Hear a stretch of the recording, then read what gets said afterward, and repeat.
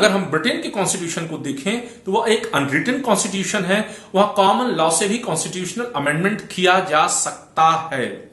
ऐसा क्यों होता है अब हम अगले कॉन्सेप्ट में समझेंगे इसको। तो जैसा कि मैंने कॉन्स्टिट्यूशन बताया, कॉन्स्टिट्यूशन के एलिमेंट्स बताया, आप समझ गए होंगे। अब हम आते हैं कॉन्स्टिट्यूशनल डेवलपमेंट पे। तो जब हम कॉन्स्टिट्यूशनल डेवलपमेंट पे आते हैं तो हमने बताया कि कॉन्स्टिट्यूशनल डेवलपमेंट को दो पार्ट्स में पढ़ेंगे, first in global perspective and second in the perspective of India. आपका सिलेबस पर्सपेक्टिव ऑफ इंडिया में के ही रिलेटिव है, लेकिन बिना ग्लोबल पर्सपेक्टिव को समझे बगैर हम इंडिया की पर्सपेक्टिव को ठीक से नहीं जान सकते हैं। तो सबसे पहले जब हम वैश्विक परिप्रेक्ष्य में ग्लोबल पर्सपेक्टिव में कॉन्स्टिट्यूशन को देखते हैं तो इसका इतिहास कब से दिखाई देता है कॉन्स्टिट्यूशनल डेवलपमेंट का। तो सर्वप्रथम हम देखते हैं कि आज से 2 से 2500 साल पहले, यानी अप्रोक्सीमेट 2500 ईयर्स एगो, यूनान में ग्रीक, जिसे हम कहते हैं, ग्रीक में छोटे छोटे स्टेट्स पाए जाते थे जिनको हम ग्रीक सिटी स्टेट्स के नाम से जानते हैं। पॉलिटिकल साइंस के स्टूडेंट जो बैठ करके पढ़ रहे होंगे, क्लासेस ले रहे होंगे, वो बेहतर तरीके से समझ रहे हैं। तो ग्रीक सिटी स्टेट्स में कॉन्स्टिट्यूशन उभर करके आए, वहां पे लोगों के अधिकार सुनिश्चित किए गए उनके कॉन्स्टिट्यूशंस में। एक व्यक्ति का दूसरे व्यक्ति के साथ कैसे रिलेशन होंगे उसका डिटर्मिनेशन था। स्टेट और व्यक्ति के बीच के रिलेशंस क्या होंगे उसका डिटर्मिनेशन था। लेकिन फिर भी वह काफी पुराने समय की बात है। उस दौर के संविधान को आज के संविधान या मॉडर्न टाइम के जो कॉन्स्टिट्यूशंस हैं उनसे कंपेयर करना थोड़ी अतिशयोक्ति होगी। ऐसा रीजन क्या है, मतलब थोड़ा बेमेल सा होगा। इसका रीजन ये है क्योंकि उस दौर में जो ग्रीक सोसाइटी के जो कानून थे, जो कॉन्स्टिट्यूशन थे, वो पॉलिटिकल के साथ साथ सोशल और कल्चरल भी हुआ करते थे। यानी एक ही कॉन्स्टिट्यूशन जो कि पॉलिटिकल रिलेशंस को डिटरमाइन कर रहा है स्टेट और सिटीजन्स के, वही कॉन्स्टिट्यूशन सोशल और कल्चरल रिलेशंस के डिटर्मिनेशन के लिए भी रिस्पॉन्सिबल था। तो आज के कॉन्स्टिट्यूशन में ये चीज नहीं पाई जाती। आज का कॉन्स्टिट्यूशन कुछ लक्षण दे सकते हैं, आपके कल्चरल राइट्स को प्रोटेक्ट कर सकता है, आपके सोशल राइट्स को प्रोटेक्ट कर सकता है, लेकिन जो रिलेशन का डिटर्मिनेशन होगा वो पॉलिटिकल राइट्स के बेसिस पर ही होगा। कॉन्सेप्ट क्लियर है? यानी कि वो पॉलिटिकल रिलेशंस को ही डिटरमाइन करेगा मेनली। और ये चीज देखा जाता है मॉडर्न कॉन्स्टिट्यूशंस में। और मॉडर्न कॉन्स्टिट्यूशंस का जो ओरिजिनेशन है या उदय है, वो अगर उसकी हिस्ट्री में हम जाते हैं तो पाते हैं कि इसकी शुरुआत हो रही है करीब 1215 ब्रिटेन से। ब्रिटेन को मॉडर्न कॉन्स्टिट्यूशन का या मॉडर्न डेमोक्रेसी के घर के रूप में हम जानते हैं। हुआ कुछ ऐसा कि हम जैसा जानते हैं कि मिडिल एरा में जो रूलर्स हुआ करते थे काफी डिक्टेटर नेचर के हुआ करते थे और स्टेट को अपने प्राइवेट प्रॉपर्टी के तौर पे जानते थे या निजी संपत्ति के तौर पे जानते थे। तो ब्रिटेन का एक राजा हुआ करता था जिसका नाम था जॉन। वह अपने नागरिकों का काफी शोषण किया करता था, एक्सप्लॉइट किया करता था।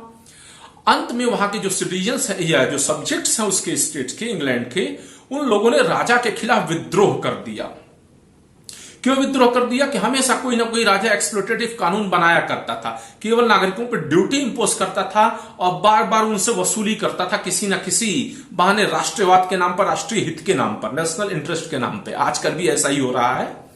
तो उसको एक्सप्लोइट करता रहता था। तो अंत में जनता गुस्साई और काफी कुछ जमींदारों के नेतृत्व में इन लोगों ने रेनीमेड नामक जगह इंग्लैंड में पड़ता है, वहां पे राजा को घेर लिया और तलवार की नोक पे रख करके कहा, गर्दन पे तलवार रखी और बोली कि तुम समझौता करो कि आज से जो हमारे तुम्हारे रिलेशंस होंगे वो कुछ निश्चित नॉर्म्स पे टिके होंगे, कुछ मापदंडों पे टिके होंगे और उन्हीं मापदंडों के जरिए पहली बार सिटीजन राइट्स उभर करके सामने आए।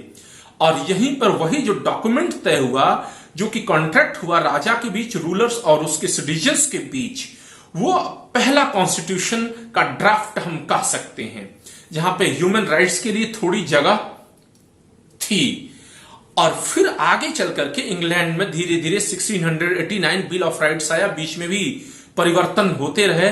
हॉब्स, लॉक, रूसो जैसे कॉन्ट्रेक्चुअल थिंकर्स आए आपके 16वीं सेंचुरी में। इन लोगों ने भी कई मानक तय किए, विशेषकर लॉक और हॉब्स ने। तो इसने कहीं ना कहीं ब्रिटेन में डेमोक्रेटिक वैल्यूज को बढ़ाने में मदद की और ब्रिटेन में कॉन्स्टिट्यूशनल रिफॉर्म्स होते गए। तो कुल मिलाकर के ब्रिटेन में जो कॉन्स्टिट्यूशन का डेवलपमेंट हो रहा है, डेमोक्रेसी का डेवलपमेंट हो रहा है, या जो पार्लियामेंट आ रहा है, ये कहीं ना कहीं है ऐतिहासिक प्रोग्रेस का परिणाम था, हिस्टोरिकल प्रोग्रेस की देन थी, या हिस्टोरिकल डेवलपमेंट का एक पार्ट था, जिसमें कन्वेक्शंस, जिसमें ट्रेडिशंस और कस्टम्स का बड़ा ही कंट्रीब्यूशन है, बड़ा ही योगदान है। और ऐसी स्थिति में देखा जाए तो ब्रिटेन का कॉन्स्टिट्यूशन कोई एक निश्चित सेट नहीं है, एक निश्चित समय में लिखा गया नहीं है, यह परंपरागत रूप से विकसित हुआ है। इसलिए इसे हम अनरिटन कॉन्स्टिट्यूशन के नाम से जानते हैं, अनरिटन कॉन्स्टिट्यूशन के रूप में इसको हम जानते हैं। जब किसी देश का कॉन्स्टिट्यूशन एक पर्टिकुलर सेट या पर्टिकुलर टाइम पीरियड फेज में नहीं लिखा हुआ होता है, तो वहां की जो संस्था होती है, जो लेजिस्लेटिव होती है, काफी पावरफुल होती है। यही कारण है कि ब्रिटेन की जो संसद है बहुत ही शक्तिशाली है, क्योंकि संसद के अधीन यहां पर जो है रिफॉर्म्स हो रहे हैं और कॉन्स्टिट्यूशनल डेवलपमेंट हो रहे हैं काफी हद तक। तो वहां की पार्लियामेंट दुनिया के किसी भी देश की पार्लियामेंट की तुलना में ज्यादा पावरफुल है, या यूं कहे कि सोवरेन पार्लियामेंट है वहां की, और इस रूप में शक्तिशाली है क्योंकि कॉन्स्टिट्यूशन अनरिटन है कि सिंपल मेथड से ही कोई भी नियम बना सकती है और खत्म कर सकती है।